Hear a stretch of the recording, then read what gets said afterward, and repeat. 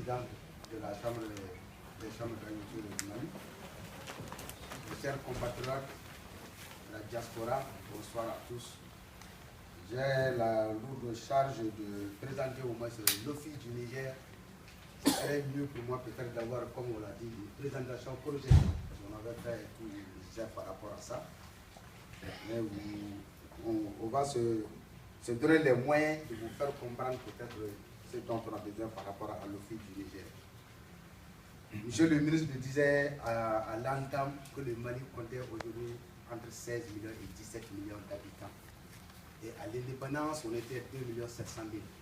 C'est-à-dire qu'on avait moins de personnes à nourrir et l'agriculture n'était pas à ce niveau.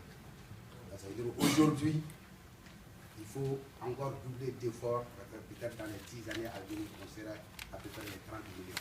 Et qu'est-ce qu'il faudrait faire? Est-ce que c'est avec la même tabac? Est-ce que c'est avec la même, par rapport aux aléas climatiques, est-ce que c'est avec les mêmes méthodes qu'on doit continuer? Donc c'est là qu'il faut se poser les problèmes. Alors que nous avons un patrimoine national que je nomme l'Office du Niger, c'est le patrimoine national qui, de par de ses potentialités, nous sommes très fatigués aujourd'hui même et souvent on en a honte de dire aux gens l'Office fait 2 458 000 hectares, dont 1 907 000 aménageables. Avec maîtrise totale de l'eau, on peut aménager les 1 900 000 hectares. Mais où est-ce qu'on en est aujourd'hui? Et qu'est-ce qu'il faudrait faire? Donc là, c'est la grosse question. Et je le dis, quand vous prenez le Mali, les 3 facteurs de développement pour toute une nation, les 3 facteurs sont réunis. La terre est abondante, l'eau est abondante, le soleil est abondant. Et on en a dans le Sahel, en terre du Mali. Quand vous prenez l'Office du Niger, vous trouvez qu'il y a de l'eau parce que le fleuve Niger traverse le Mali sur 1700 km sur les 4200 km au total, avec un barrage à Markala qui élève un plan d'eau de 5,50 m de hauteur pour dominer des terres. Et dominer ces terres comment? Les 3 systèmes d'irrigation, ils sont possibles. L'irrigation gravitaire, c'est-à-dire que la pente naturelle permet à l'eau d'inonder 1 445 000 hectares. La pente naturelle, la terre est au-dessus de l'eau, l'eau est au-dessus de la terre à irriguer. C'est ça l'irrigation gravitaire. Et c'est ce que le barrage de Markala permet. 1 445 000 hectares, vous n'avez pas besoin d'électricité, de pompage pour amener l'eau sous les cultures. Donc ajouter à ça l'irrigation moderne et de l'irrigation par aspersion, de goutte à goutte, dont les gens ont tant parlé en termes d'économie d'eau. Le goutte à goutte, c'est bien, mais peut-être c'est des conditions climatiques créées pour des pays bien déterminés et qui les obligent à amener le goutte à goutte.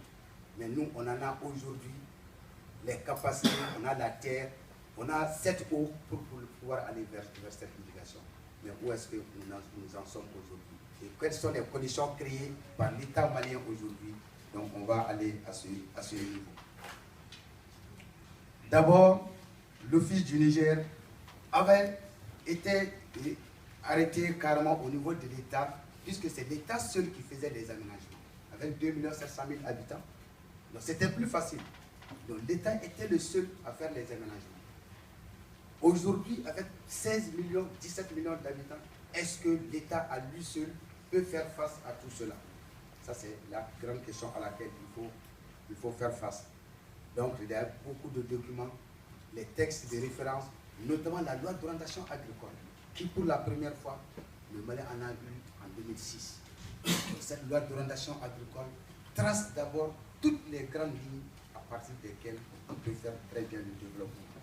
Et à partir de cette loi, il y a beaucoup de textes qui aujourd'hui favorisent l'agriculture au Mali. Donc je pense que je ne citerai pas tous ces textes ici parce que le temps ne nous permettra pas de le faire.